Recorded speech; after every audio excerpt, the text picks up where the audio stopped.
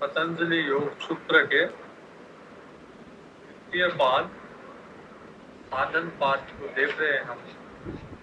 और कल हमने देखा कि क्रिया योग के बारे में देखा।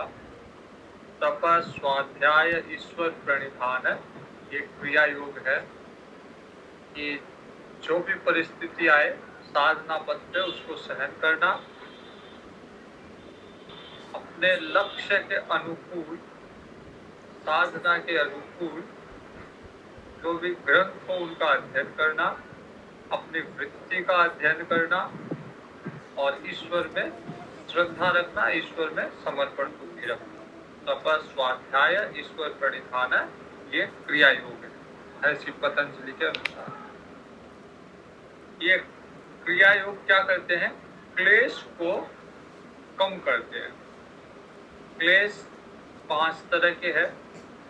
पतंजलि पहले भी आया था। क्लेश 5 तरह के हैं: अविद्या, अस्मिता, राग, द्वेष और अभिनिवेश। तो अविद्या क्या है कि असत्य को सत्य मान लेना।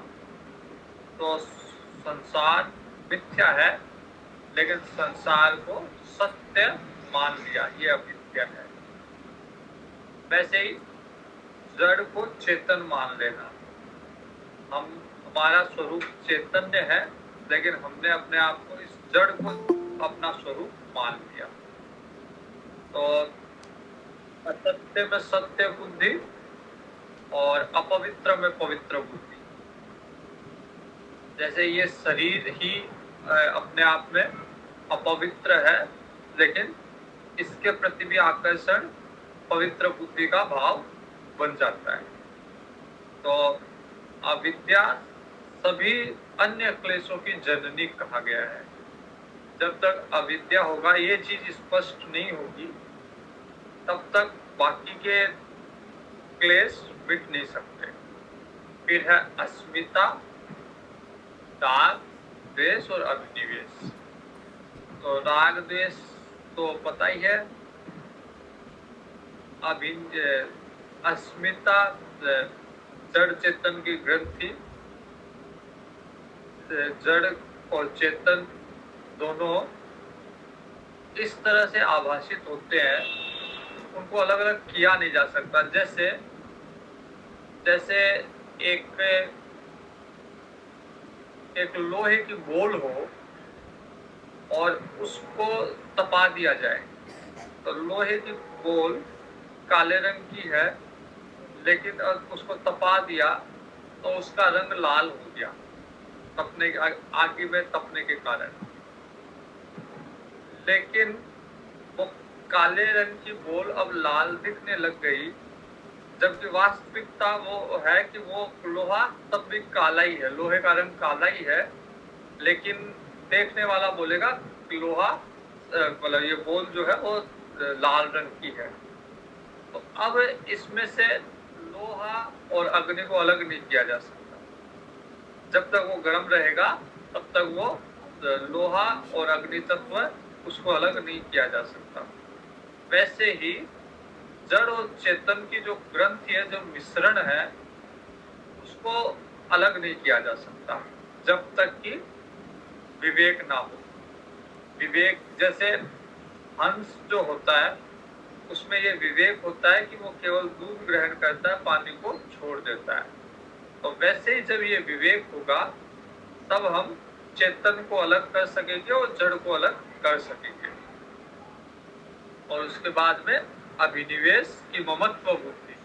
हर जगह व्यक्ति इस शरीर में, शरीर के रिश्तेदारों में, अन्य पदार्थों में ममत्व बुद्धि फंसा लेता है, ये मेरा है, और फिर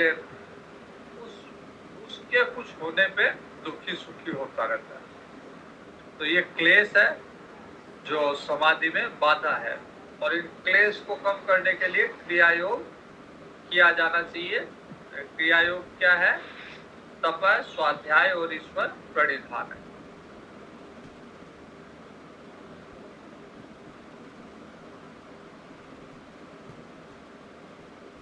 उसके बाद में 5 क्लेशों का वर्णन करने के बाद में ये कहा गया कि जो आने वाला दुख है उसको खत्म किया जा सकता है। दृष्टयो संयोगो हेय हेतु, जो दृष्टा और दृश्य का संयोग हेय का उपाय है।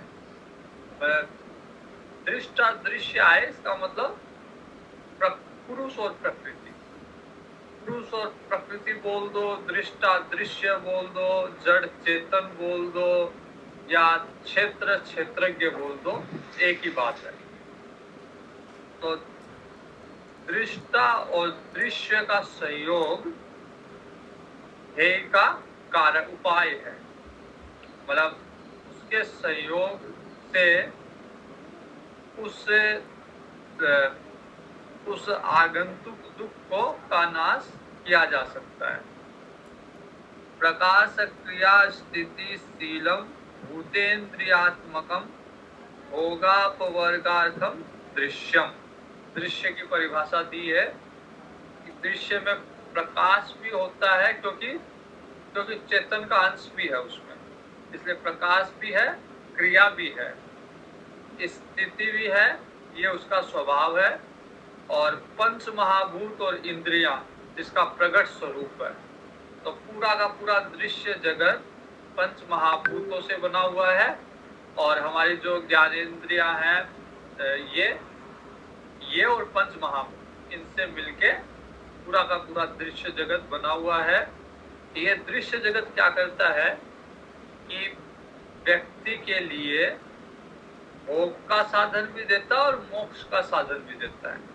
अब ये व्यक्ति का जीव का विवेक है कि वो भोग को चुनता है या अपवर्ग यानी मोक्ष को चुनता है। तो भोगापवर्गार्थ दृश्यम, भोग के लिए भी दृश्य है और मोक्ष के लिए भी दृश्य है। संसार केवल भोग के लिए नहीं है, बल्कि संसार का अनुभव लेके व्यक्ति भोगों से परे भी जा सकता है, मोक्ष को भी प्राप्त कर सकता है। तो ये शरीर भोग साधन के लिए नहीं, मोक्ष साधन के लिए दिया गया है, लेकिन भोग भी इसी शरीर से होते हैं। अब यहाँ पे विवेक काम करेगा कि वो भोग चाहिए या मोक्ष चाहिए उसको। विशेषा विशेष लिंग मात्र अलिंगानी गुण परवाणी,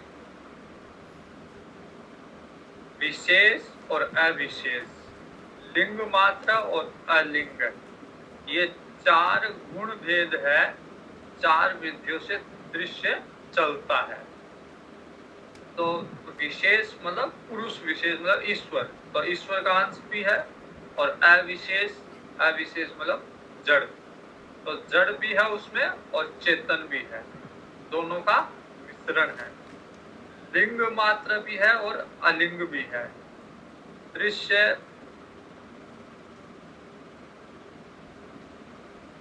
कोई दृश्य कई बार संसार प्रकट रूप में रहता है, कई बार हमारे भाव में रहता है। तो लिंग मात्र भी है और अलिंग भी है। दृष्टा रामचरितमानस में कहा गया है, जगु पेखन तू देखनी हारे, कि जो दृश्य है वो जग है, और दृष्टा जो देखने वाला है वो भगवान राम है। जगु पेखन तुम देखनी हारे, विधि हरि शंभु नचावनी हारे। तो दृष्टा भगवान है, राम है, और दृश्य सारा जगत है। अब दृष्टा दृश्य क्यों कहा गया है?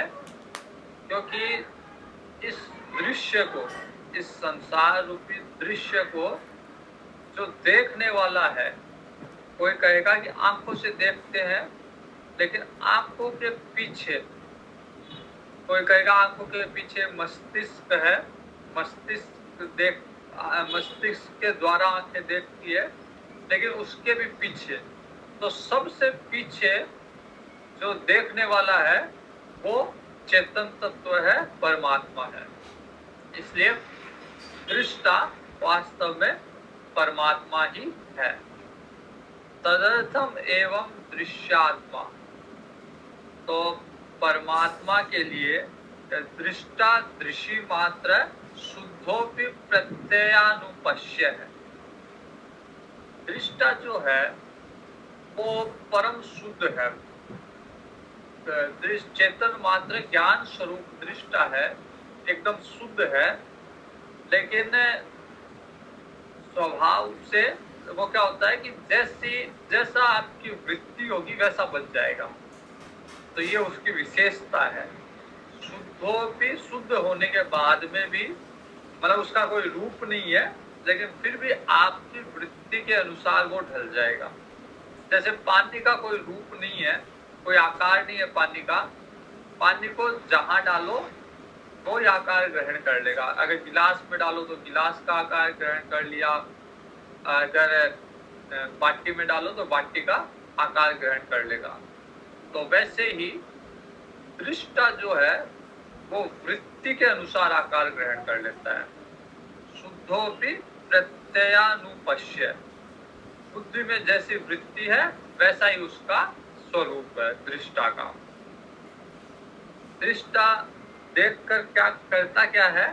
तदर्थ एवं दृश्यात्मा, उससे दृश्य का स्वरूप दृष्टा के लिए है। मतलब जो दृश्य है, जो जगत है, प्रपंच है, वो दृश्य दृष्टा के लिए है, भगवान के लिए है। संसार जो है, जगत, वो भगवान के लिए ही है। जो पुरुष को भोग और अपवर्ग की, मतलब भोग और मोक्ष की व्यवस्था करता है, उस दृश्य का उपयोग उस दृष्टा के लिए ही है। तो जो संसार हमें भोग भी देता है और मोक्ष भी देता है, वास्तव में ये संसार हमारे लिए नहीं है, ईश्वर के लिए है, दृष्टा के लिए है।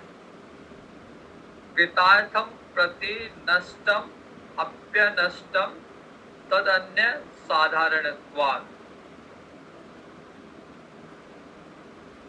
अब ये दृश्य जो है, संसार जो है, वो हमारे लिए है, लेकिन जब ज्ञान हो जाता है, ज्ञानी पुरुषों के लिए ऐसा कहा जाता है कि संसार नष्ट हो जाता है। रहते संसार में ही है, लेकिन उसके लिए अब संसार को कोई महत्व नहीं रखता। तो मुक्ति वही है, मोक्ष जिसको कहते हैं वो यही है कि संसार उसके लिए नष्ट हो गया। संसार में अब उसका कोई उसका कोई महत्व बुद्धि नहीं है संसार में। लेकिन कृतार्थम प्रति नष्टम अपि अनष्टम, जो कृतार्थ हो गया, जिसको ज्ञान प्राप्त हो गया या जिसका योग सिद्ध हो गया, ऐसे पुरुष के लिए संसार नष्ट होके भी नष्ट नहीं होता। नष्टम अपि अनष्टम तद अन्य साधारणत्वात्, उसके लिए तो नष्ट हो गया, लेकिन वो लोक व्यवहार करता अन्य के लिए। अन्य जो साधारण व्यक्ति है, उनके लिए लोक व्यवहार करता है, ताकि उसके अनुभव से वो व्यक्ति भी लाभ उठा ले और मोक्ष की तरफ अग्रसर हो।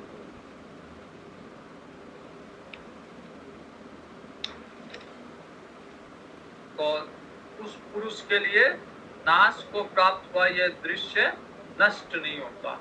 व्यवहार वो वैसे ही करता है, साधारण मनुष्य की तरह व्यवहार करता है, लेकिन उसमें अब महत्व बुद्धि नहीं है संसार की। स्वस्वामी शक्तियों स्वरूपोपलब्धि हेतु संयोग है।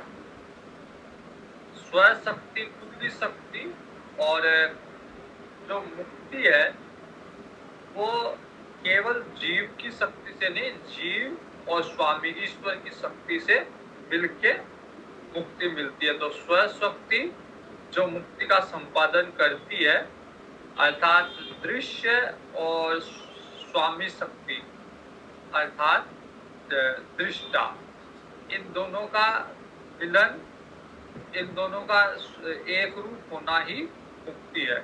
तो इनका जो संयोग है दृश्य और दृष्टा का, वह स्वशक्ति और स्वामी शक्ति कार्य करने लगे, अर्थात एक तरह कार्य करने लगे या एक संयोग उनका हो जाए, इसी से भजन जागृत होता है। मतलब इस ये मतलब जब दोनों में योग स्थापित हो जाए तब मुक्ति के पास पहुंच जाता है। अभी एक रूप हुआ नहीं, मुक्ति पूर्ण मुक्ति वो होगी जब वो एक रूप हो जाएगा, लेकिन अभी पहले योग होता है दोनों में, दृष्टा और दृश्य में या जीव और ईश्वर में पहले योग स्थापित होता है।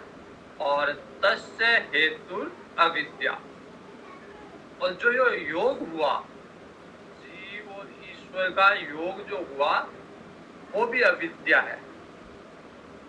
जीव और ईश्वर का योग भी माया के कारण ही है। जीव, हम बोलते हैं जीव का ईश्वर से योग हो गया, ये माया ही है, क्योंकि वास्तव में जीव ईश्वर से अलग था ही नहीं। तो माया के कारण हमने माना कि जीव ईश्वर से अलग है, तो अब योग जो हो रहा है वो भी माया का ही है, क्योंकि वास्तव में तो परमार्थ रूप से तो कभी जीव ईश्वर से अलग हुआ ही नहीं। तो माया के कारण अलग हुआ, तो योग भी माया के कारण ही है। तद भावात संयोगा भावो हानम तद दृश्य कैवल्यम। जब इस अविद्या का विनाश हो जाएगा, जब वो इस योग को भी इससे भी ऊपर उठ जाएगा, इस योग से भी जब व्यक्ति ये समझता, जीव ये समझता है कि मेरा और ईश्वर से योग हो गया, तो उससे भी अगर उसकी स्थिति ऊपर उठ गई तब फिर वो कैवल्य पद को प्राप्त होगा। अर्थात अब उसमें और ईश्वर में भेद नहीं है, दोनों एक रूप हो गए। तो उस अविद्या के भाव में संयोग का अभाव हो जाएगा, क्योंकि वियोग कभी हुआ ही नहीं, तो संयोग का प्रश्न ही नहीं है। यही अब पुनर्जन्म आदि के कारण भूत वर्तमान भविष्य में आने वाले दुखों का अत्यंत अभाव है। अब उसका पुनर्जन्म नहीं होगा, अब क्योंकि वो ईश्वर में एक रूप हो गया। जैसे तरंग है, सागर में उठती है, और तरंग बनने के पहले सागर का ही रूप थी, और जिस समय तरंग है उस समय भी उसमें कुछ नहीं है, सागर का ही रूप है, उसमें वही तत्व है, जल ही है उसमें, जैसे सागर में है, सागर का ही जल उसमें है, लेकिन उसने अपना अलग अस्तित्व मान लिया। उस तरंग ने ये समझा कि मैं सागर नहीं, मैं तरंग। वैसे ही ईश्वर में जीव जो है तरंग के रूप में है, और जब तक अपना अस्तित्व मान के रहेगा तब तक उसका सागर में विलय नहीं होगा, ईश्वर में विलय नहीं होगा। जिस दिन अपना अस्तित्व छोड़ दिया, तो ये जरूरी नहीं कि तरंग वापस नीचे जाएगी, तरंग समाप्त होगी तब उसका अस्तित्व मिटेगा। जिस समय तरंग है, तरंग का रूप है, दिख रही है तरंग है, उस समय भी तरंग ने ये समझ लिया कि अरे मैं तो तरंग नहीं हूं, मैं समुद्र ही हूं, क्योंकि वास्तव में तत्वतः तो उसमें वही तत्व है जो सागर में है। तो जब उसने ये समझ लिया कि मैं अलग से, मेरा कोई अस्तित्व नहीं है, मैं ईश्वरी हूँ, उस समय ही वो ईश्वर के एक रूप हो गए। तो वैसे ही जीव अपने अस्तित्व के काल में, या जब जीव स्थूल शरीर में है, उस समय भी इसने ये समझ लिया कि मैं ईश्वर का ही रूप, एक तरंग के रूप में एक शरीर में प्रकट हुआ हूँ बुलबुले की तरह, और वापस मेरा अस्तित्व ईश्वर में ही मिल जाएगा, तब फिर उसका अलग से अस्तित्व नहीं हो गया। अब ये जिस समय ये हो जाए तो उसको कहते हैं विवेक ख्याति। विवेक ख्याति विप्लवा आनयोपाय है। तो निश्चल और निर्दोष विवेक ज्ञान युक्त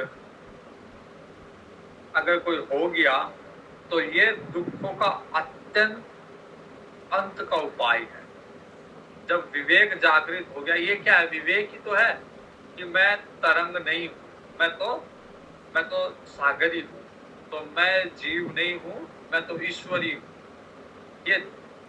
ये जब विवेक उत्पन्न हो गया, निश्चल और निर्दोष विवेक ज्ञान उत्पन्न हो गया, तब फिर वो उसको वो कैवल्य ही प्राप्त हो गया।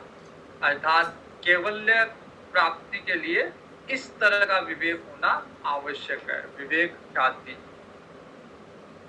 तस्य सप्तधा प्रांत भूमि ही प्रज्ञा। अब इस विवेक ख्याति की के ज्ञान की 7 तरह की भूमिका है, अवस्थाएं हैं। एकदम से ऐसा विवेक नहीं होता कि मैं ईश्वरी हूँ, मैं अहम ब्रह्मास्मि, ये एकदम से नहीं होता। इसकी 7 चरण है, 7 भूमिका है, धीरे धीरे होता है। तो सबसे पहली भूमिका चरण है इसका शुभेच्छा। कैसा भाव प्रकट होता है कि मैं ईश्वर की भक्ति करूं, ऐसा योग धारण करूं, तो ये जब इच्छा प्रकट हुई शुभेच्छा, तो ये पहला चरण है। शुभेच्छा के बाद में सुविचारण, वो उस पर फिर विचार करेगा कि मैं अलग कैसे हुआ ईश्वर से, ईश्वर का मेरा एक ही रूप कैसे है, किन प्रयासों से मैं ईश्वर को प्राप्त कर सकता हूँ। सुविचारना, और उसके बाद में तनुमान से, फिर उसके बाद में उसके जो विकार है, जैसे जैसे विचार करेगा उसके विकार जो है वो कमजोर पड़ते जाएंगे तनुमान से। और सत्वापत्ति, फिर सत्य का जागरण होगा उसके चित्त में। ये बात बैठती जाएगी, सत्य की बात बैठती जाएगी कि मेरा ईश्वर का एक ही स्वरूप है। और फिर असंग शक्ति, फिर जो अनित्य है, जो संसार है अनित्य है, उसमें उसका वैराग्य उत्पन्न हो जाएगा। और पदार्थ भावना, और फिर ईश्वर में उसकी आसक्ति बढ़ती जाएगी, संसार से विरक्ति और ईश्वर में आसक्ति। और अंतिम उसका चरण है तुरीय अवस्था। तुरीय अवस्था मतलब एक ही स्वरूप, या मोक्ष या तुरीय अवस्था एक ही बात है, भगवान का ही स्वरूप मानना। चतुर्थ अवस्था, तुरीय अवस्था, मोक्ष, ये एक ही बात है। योगांगानुष्ठानात् शुद्धिक्षय ज्ञान दीप्तिर अविवेक ख्याते हैं। अब ये विवेक जागृत करने के लिए क्या करना चाहिए?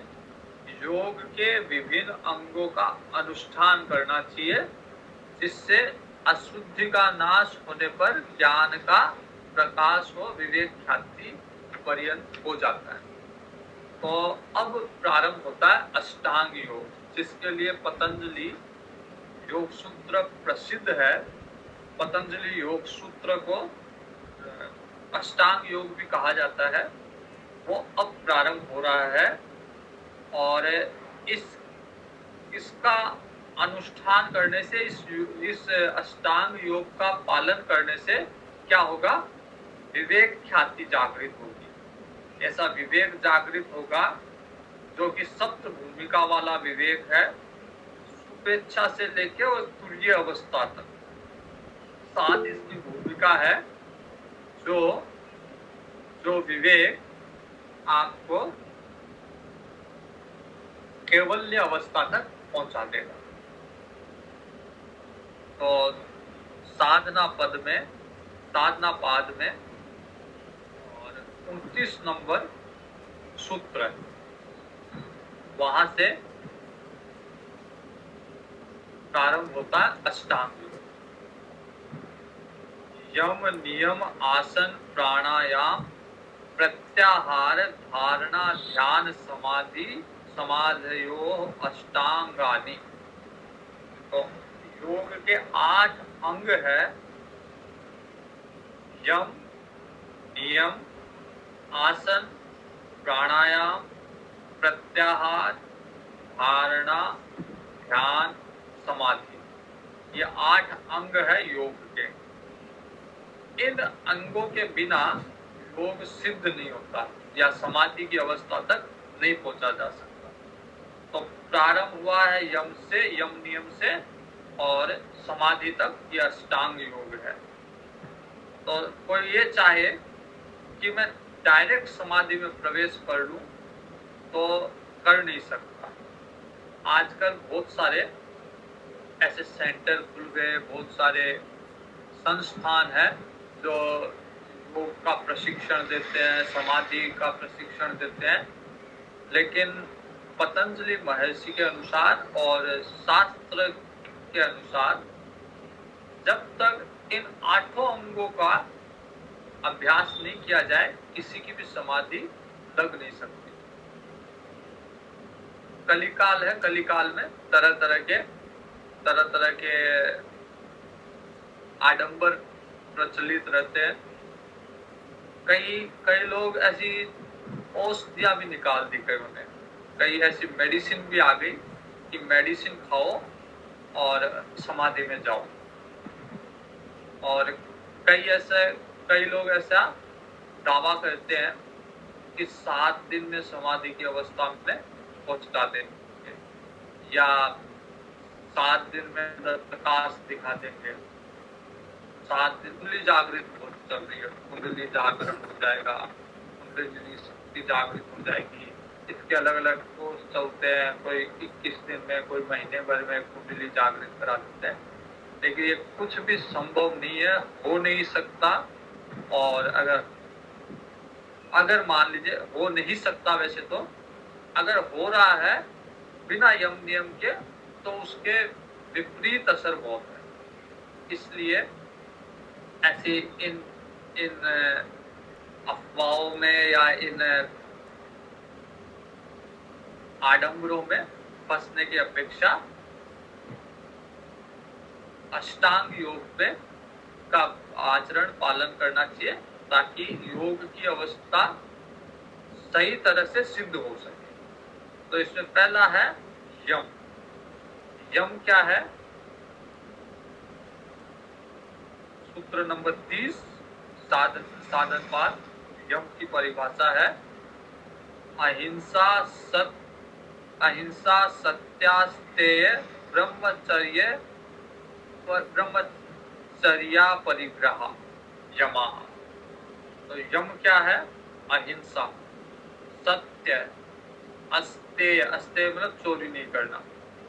तो अहिंसा, सत्य, अस्तेय, ब्रह्मचर्य और अपरिग्रह, ये 5 यम है। 5 तरह के यम है कि अहिंसा, सत्य, अस्तेय, ब्रह्मचर्य और अपरिग्रह। तो योग को प्रारंभ करने के पहले इन चीजों पे, इन गुणों पे, इन यमों पे ध्यान देना चाहिए, इनका पालन करना चाहिए। कभी हिंसा करनी नहीं चाहिए, बल्कि हिंसा का विचार भी नहीं आना चाहिए। तो हिंसा मन से भी, मानसिक हिंसा भी नहीं करनी चाहिए। किसी को आपने तकलीफ दी, वो भी हिंसा है। एक बार एक बड़े महात्मा है और वो एक किस्सा सुना रहे थे, स्वामी राम सुखदास जी से संबंधित है। तो वो कह रहे थे कि कोई ऐसी गौ सेवा की बात चली, अकाल का समय था। तो स्वामी जी को किसी ने कहा कि आप कहिए, आपके बहुत सारे भक्त हैं, आप कहिए जो अकाल के समय भक्त दान दे गौ सेवा के लिए। तो स्वामी जी ने, स्वामी राम सुखदास जी ने उनसे पूछा कि आप मेरे को क्या मानते हैं, आप मेरे को साधु मानते हैं? तो उन्होंने कहा साधु नहीं, आपको तो, आप तो बड़े संत हो आप। तो उन्होंने, स्वामी जी ने कहा कि संत क्या किसी की हिंसा कर सकता है? तो उसने कहा नहीं, संत तो नहीं कर सकता हिंसा। तो बोला किसी से किसी का धन मांगना ये भी हिंसा है। तो किसी को किसी भी रूप में कष्ट पहुंचाना ये हिंसा के अंतर्गत ही आता है। तो शारीरिक नहीं, मानसिक हिंसा भी किसी को कष्ट नहीं पहुंचाना चाहिए। सत्य, अगर सत्य का, केवल सत्य का पालन किया जाए, इस यम का पालन किया जाए, तो बाकी की देवी संपत्ति अपने आप उसके पास आ जाएगी। क्योंकि अगर कोई भी गलत आदत है, गलत व्यवहार वो कर रहा है, तो वो असत्य, झूठ का सहारा लेके ही वो कर रहा है। अगर उसका ये नियम दृढ़ है कि मैं सत्य ही बोलूंगा, तो फिर उसको गलत आचरण करेगा ही नहीं। उसी तरह अस्तेय, अस्तेय मतलब दूसरे की संपत्ति की तरफ देखना भी नहीं। चोरी तो अलग, दूसरे की संपत्ति लेना भी नहीं, देखना भी नहीं। और इसमें इसको थोड़ा सा अगर और विस्तार कर दें, तो हम सब जो जीव है वो चेतन है, और प्रकृति जो है वो जड़ है। तो हम अलग, प्रकृति अलग, हमारा विभाग अलग, हम सब चैतन्य विभाग में और प्रकृति जड़ विभाग।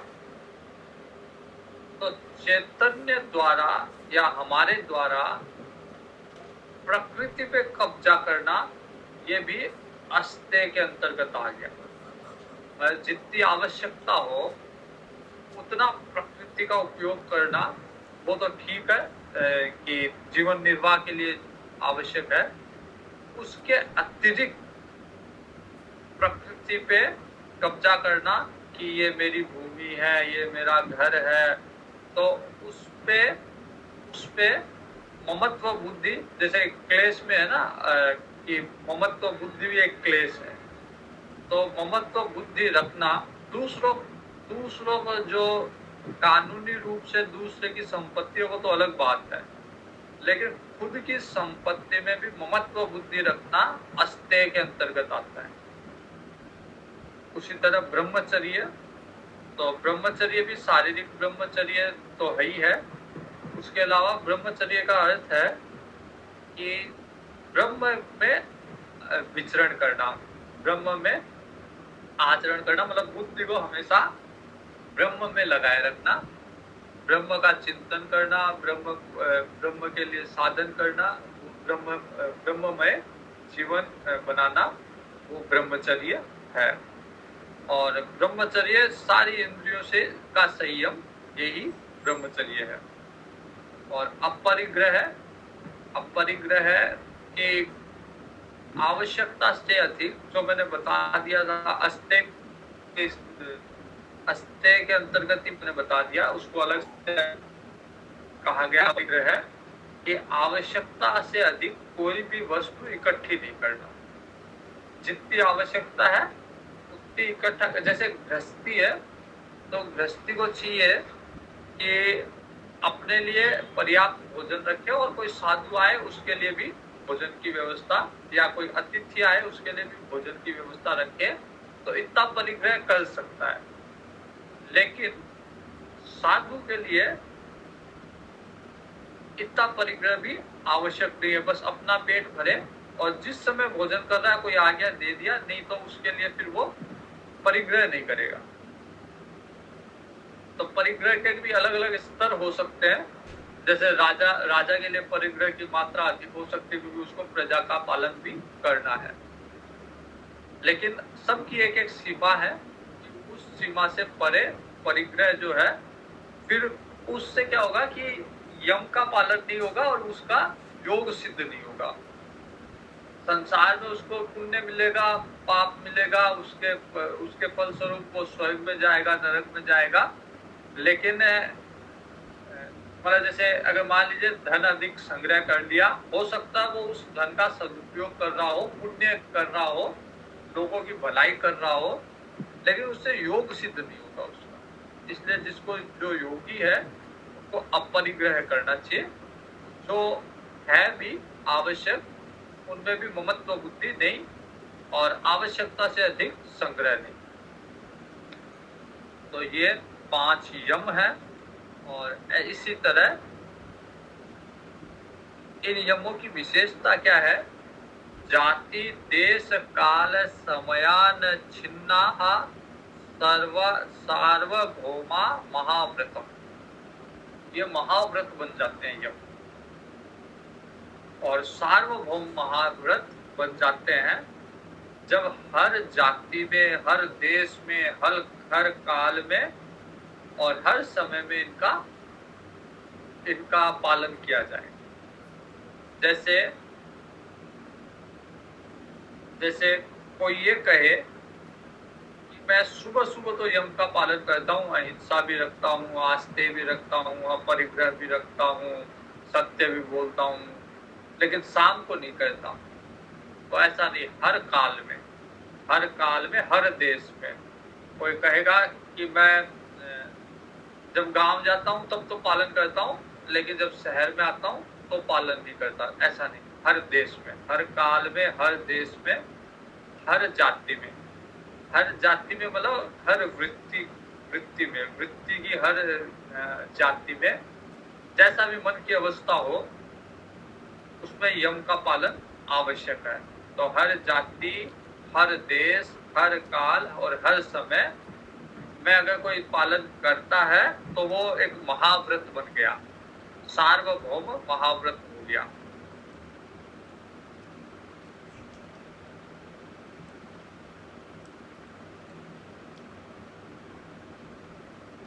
महाव्रत उसका बन गया। अब यम का वर्णन किया गया, यम के बाद में नियम का वर्णन किया गया है। शोच संतोष तप स्वाध्याय ईश्वर प्रणिधानानि नियमा। यम के बाद में नियम। तो नियम में 3 तो क्रिया योग वाले नियम ही है, तप, स्वाध्याय और ईश्वर प्रणिधान। ये तो क्रिया योग वाले ही है। सोच और संतोष है। सोच मतलब शुद्धि, अंदर बाहर की शुद्धि, बाहर से भी साफ सुथरा रहे और अंदर मन भी शुद्ध रखे। तो सोच और संतोष, जीवन में जो भी प्राप्त है वो पर्याप्त है, जो भी प्राप्त है उसको पर्याप्त माने। और उसके अलावा क्रिया योग वाले तीनों, तप, स्वाध्याय और ईश्वर प्रणिधान है, ये नियम है।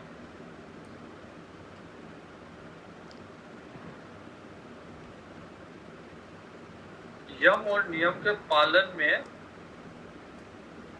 अगर विरोधी संकल्प आए तो विरोधी संकल्प का परिहार करना चाहिए, उसको हटाना चाहिए।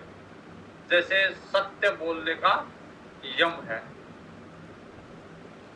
और मन में ऐसा संकल्प आए कि आज तो झूठ बोल लेते हैं, तो इस संकल्प को हटाना चाहिए। अपरिग्रह का यम है और मन में संकल्प आ गया कि कुछ तो परिग्रह कर लेते हैं, तो इस संकल्प को हटा देना चाहिए। वितर्क बाधने प्रतिपक्ष भावना, विरोधी भाव उठने पर उनके प्रतिरोध, उनके प्रतिपक्ष विचार को बार बार चिंतन करना चाहिए। जैसे अब परिग्रह का यम है, परिग्रह का विचार आ गया कि कुछ तो इकट्ठा कर ले। अब इकट्ठा करने का दुष्प्रभाव क्या होगा, इस पे विचार करना चाहिए। जैसे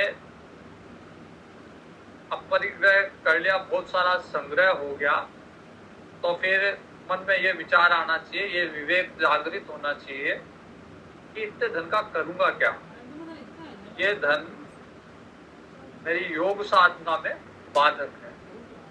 तो इस तरह की जब विपरीत विचार होगा तो प्रतिपक्ष भावना अगर होगी तो फिर ये वितर्क चला जाएगा। वितर्का हिंसादय है, कृतकारितानुमोदिता, लोभ क्रोध मोह पूर्वका, मृदु मध्याधिमात्रा, दुख ज्ञानांत फला इति प्रतिपक्ष भावनम। यम नियम के पालन करते समय उनके विरोधी भाव आते हैं। जैसे सत्य बोल रहा हूँ तो मन में ऐसा आता है कि सत्य बोलने से क्या होगा, थोड़ा तो झूठ बोल लो। जैसे सत्य के स्थान पे असत्य आ गया, अपरिग्रह के स्थान पे संग्रह आ गया। तो ये जब भाव आते हैं, विरोधी भाव आते हैं, तो इन्हें वितर्क विरोधी तर्क कहा जाता है। और ये 3 तरह के होते हैं, कृत, कारित और अनुमोदित। कई बार खुद करता है, कई बार दूसरों से करवाता है, कई बार तो जैसे झूठ खुद ने बोल दिया, कई बार खुद ने नहीं बोला लेकिन दूसरों से बुलवा दिया, दूसरों को कहा, प्रोत्साहित किया कि तू बोल दे। और कई बार कृतकारित और अनुमोदित, कई बार दूसरे ने अगर कहा तो उसका अनुमोदन कर दिया। जैसे दूसरे ने अगर संग्रह कर लिया तो अनुमोदित कर दिया कि हाँ ठीक है, कर लेना चाहिए, अच्छा है कर लिया। तो ये भी प्रतिपक्ष भाव है। खुद ने भले ही किया हो, भले दूसरे से करवाया हो या दूसरे के किए हुए का अनुमोदन किया हो, तो ये भी वितर्क है। कृतकारित और अनुमोदित, इसका कारण क्या है कि क्यों ये विपरीत भाव जागृत होते हैं? इसका कारण लोभ, क्रोध और मोह है। लोभ, क्रोध, मोह रामचरितमानस में तो महाशत्रु बताया गया था इनको, काम, क्रोध और लोभ। तो लोभ, क्रोध और मोह है, इनके कारण ये विपरीत भाव आते हैं कि संग्रह नहीं करना, अब लोभ जागृत हो गया कि थोड़ा तो कर लो, तो उसके कारण फिर विपरीत भाव आएंगे कि क्या क्या हानि है थोड़ा करने में। एक रूम से क्या होता है, 4-5 रूम का एक घर बना लेते हैं, थोड़ा संग्रह कर लेते हैं। तो ये विपरीत भावना किससे आती है? लोभ से या क्रोध से। क्रोध में आदमी का जो सोचने का ढंग है वो बदल जाता है। तो अभी सोच रहा है कि मैं सत्य बोलूंगा, मैं संग्रह नहीं करूंगा, मैं यम का पालन करूंगा, नियम का पालन करूंगा, लेकिन क्रोध आएगा तो ये सारा तरीका सोचने का बदल जाएगा। और मोह सबसे बड़ा दुश्मन है। खुद के लिए नहीं, लेकिन जैसे धृतराष्ट्र की स्थिति थी, पुत्र मोह था, तो खुद गलत नहीं था, लेकिन पुत्र मोह के कारण बहुत सारी गलतियां धृतराष्ट्र करता चला गया। तो काम, लोभ, क्रोध और मोह है, इनके कारण विपरीत भाव आता है कि यम नियम का पालन को छोड़ने का मन करता है। इससे प्रेरित होकर मनुष्य तपस्या में लापरवाही करता है, योग साधना में लापरवाही करता है। इससे प्रेरित वितर्क की मात्रा अलग अलग होती है, किसी में कम होती है, किसी में ज्यादा, किसी में मध्य। तो किसी का मन बहुत ज्यादा विरोध कर देता है कि अगर यम नियम का पालन कर रहा है कोई व्यक्ति, तो मन बहुत ज्यादा विरोधी भाव लाता है कि नहीं कुछ नहीं होगा, छोड़ दो, कुछ नहीं होगा, छोड़ दो। किसी का मध्यम होता है कि नहीं ठीक है, कष्ट तो है लेकिन कर लेते हैं, यम नियम ही कर लेते हैं। किसी का उदार होता है, कम होता है। तो इस तरह से इनका स्तर होता है। दुख ज्ञानांत फला इति प्रतिपक्ष भावना। इन वितर्कों के प्रतिपक्षी विचार की भावना करनी चाहिए कि वितर्क के भाव दुख और अज्ञान रूपी अनंत फल देने वाले। ये सोचना चाहिए, ये विचार करना चाहिए कि यम नियम का पालन कर रहा हूँ, इससे मैं अनंत शांति को प्राप्त करूंगा, अनंत आनंद को प्राप्त करूंगा, सारे दुखों का नाश होगा इससे। यम नियम के पालन से फिर ध्यान, धारणा, समाधि में की अवस्था में पहुंच जाऊंगा। तो अगर विपरीत भाव आ रहा है तो ये दुख ही देगा। अगर मेरे को कोई मेरी साधना से भ्रष्ट कर रहा है, हटा रहा है, तो भले ही हो सकता है अभी मेरे को कुछ सुख मिले, लेकिन अंतोगत्वा ये दुख ही देने वाला है। ये पुनः पुनः फिर मैं स्वर्ग में, नरक में वापिस वापिस जन्म लेना पड़ेगा। अगर मैं योग मार्ग में नहीं लगा तो पुनः पुनः जन्म मरण का ये चक्र चलता रहेगा, तो मुक्ति में बाधक है।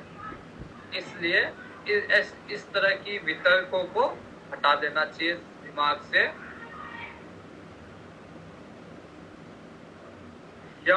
यम की पराकाष्ठा बताते हुए कहते हैं, अहिंसा प्रतिष्ठायाम तत्सन्निधो वैर त्याग है। अहिंसा की जब दृढ़ स्थिति हो जाती है तो उस व्यक्ति के पास में भी हिंसा नहीं होती।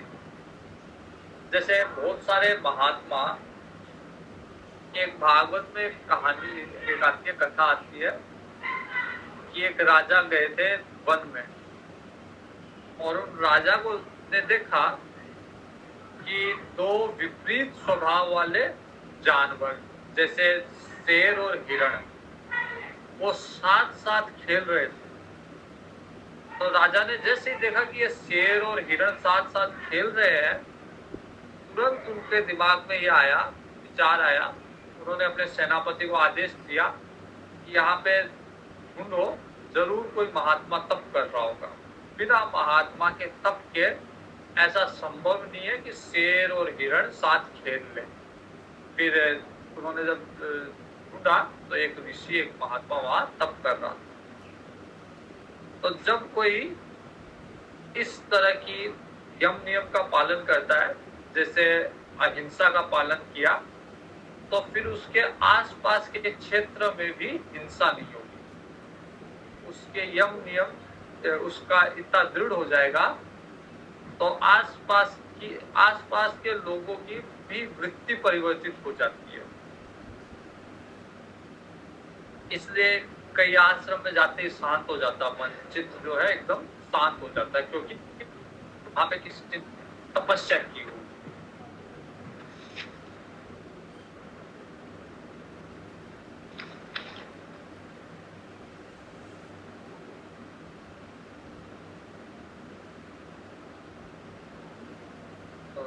मानस गीता जी में भी कहा गया है, काम एस क्रोध एस रजोगुण समुद्भव महाशनो महापापमा विधेयन मिह वैरिण।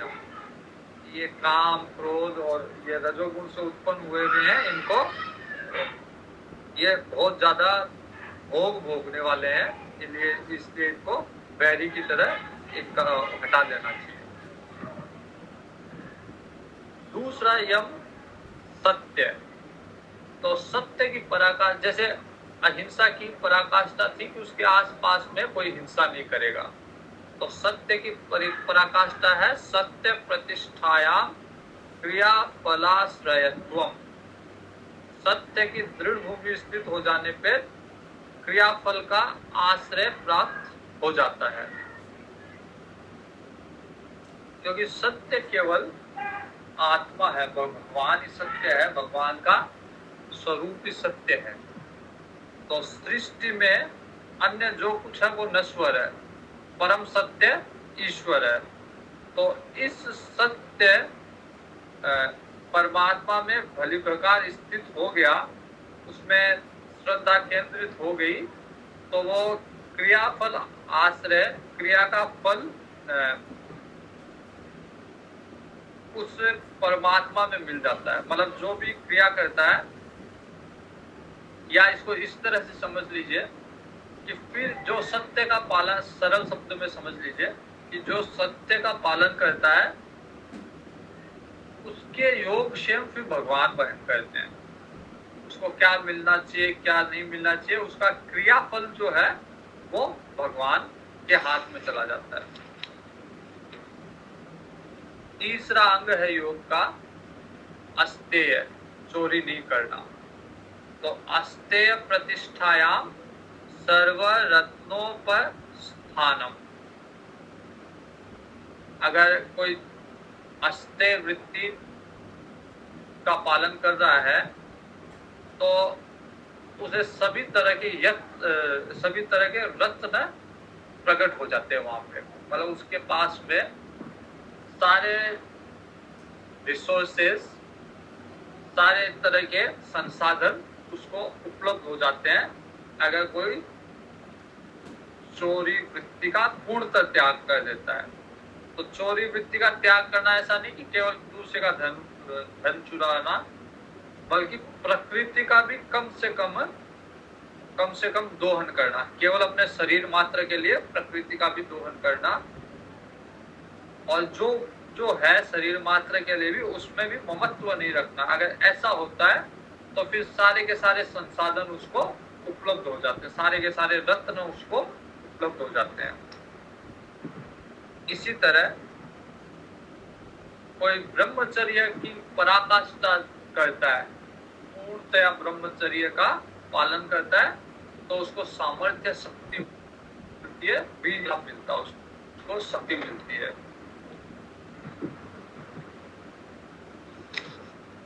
इसी तरह अपरिग्रह, कोई संग्रह करता ही नहीं है, अपरिग्रह है और उसमें पराकाष्ठा कर लेता, उसकी बहुत साधना कर लेता, बहुत सिद्धि कर लेता है। तो अपरिग्रह से ये जन्म कथनता संबोध है।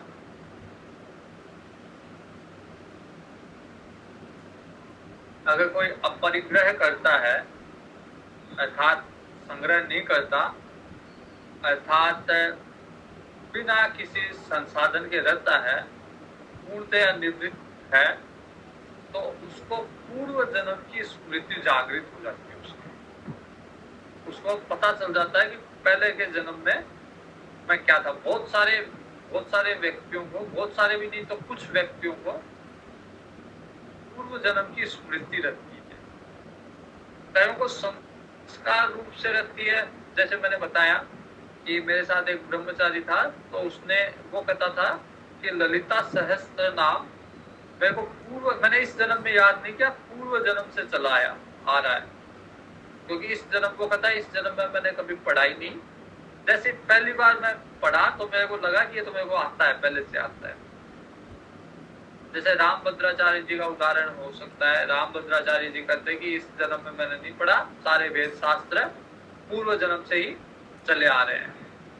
तो ऐसे कईयों को स्मृति रहती है, कईयों को पूर्ण ज्ञान रहता है कि पूर्व जन्म में कहाँ था, कौन से घर में जन्म लिया था।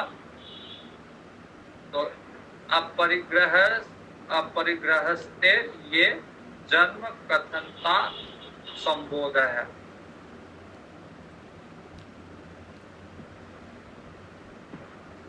इस तरह यम की जो पराकाष्ठा है वो हमने देखी। अब नियम की जो पराकाष्ठा है कि जो सोच, संतोष, तप, स्वाध्याय और ईश्वर प्रणिधान करता है, उसकी पराकाष्ठा क्या होगी? तो सोचात स्वांग जुगुप्सा परेर संसर्ग है। सोच के पालन से अपने अंगों में वैराग्य और दूसरों से संसर्ग न करने की इच्छा बलवती होती है। अर्थात जो भीतर और बाहर से स्वच्छ रहता है, उसको फिर अपने अंगों से भी वैराग्य हो जाता है और दूसरों के अंगों में भी आकर्षित नहीं होता। अर्थात उसका ब्रह्मचर्य बलिष्ठ होता है, जो सोच का पालन करता है, जो स्वच्छता का पालन करता है।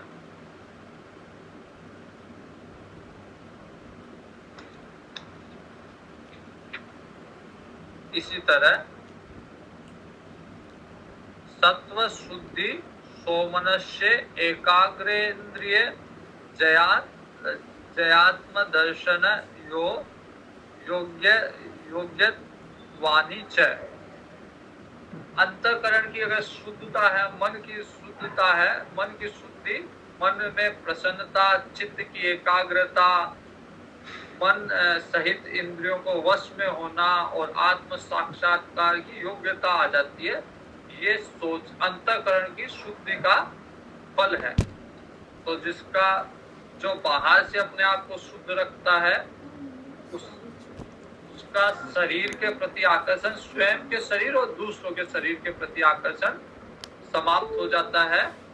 और जो अंतःकरण की शुद्धि रखता है उसका मन शुद्ध हो जाता है, मन प्रसन्न रहता है, चित्त में एकाग्रता बढ़ती है और इंद्रियां उसके वश में हो जाती है। आत्म साक्षात्कार की योग्यता उसमें धारण हो जाती है।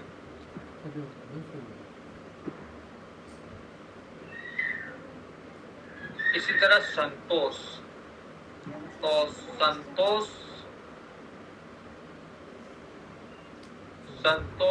संतोषादनु उत्तम सुख लाभ है।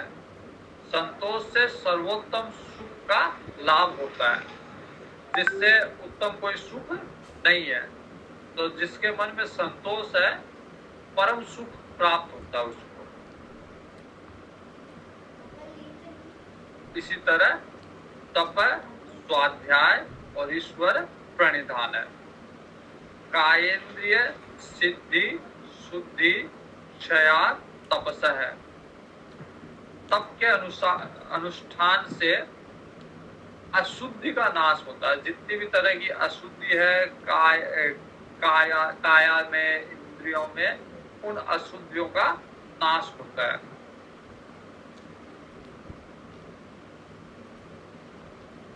उसी तरह स्वाध्याय जैसे धर्म ग्रंथों का अध्ययन करना, स्वाध्याय करना या अपनी वृत्तियों का अध्ययन करना, तो स्वाध्यायाधिष्ठ देवता संप्रयोग है। स्वाध्याय का अर्थ है स्वयं का अध्ययन या धर्मशास्त्रों का अध्ययन।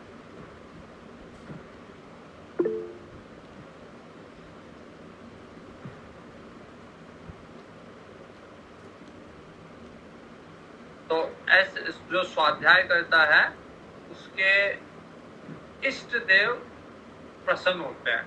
इष्ट देव से, ऐसी अवस्था में इष्ट देव से ओतप्रोत हो जाता है। इष्ट देवता संप्रयोग है, अर्थात इष्ट देव उसके प्रसन्न होते हैं।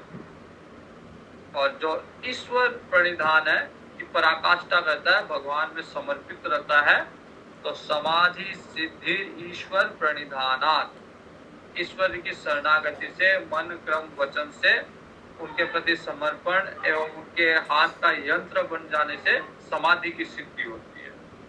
तो ईश्वर में समर्पण बुद्धि रखने से ईश्वर जो है परम ध्येय, परम लक्ष्य जो कि समाधि है, वहां तक पहुंचा देते हैं ईश्वर। तो यम और नियम देखिए, यम नियम की क्या पराकाष्ठा है वो भी देखिए। अब कल हम देखेंगे आसन, प्रत्याहार, धारणा आदि, ये सब जो अष्टांग योग में के भाग है वो बाकी के कल देखेंगे। ओम नमः पूर्णमिदं पूर्णमुदच्यते पूर्णमादाय पूर्णमेवावशिष्यते।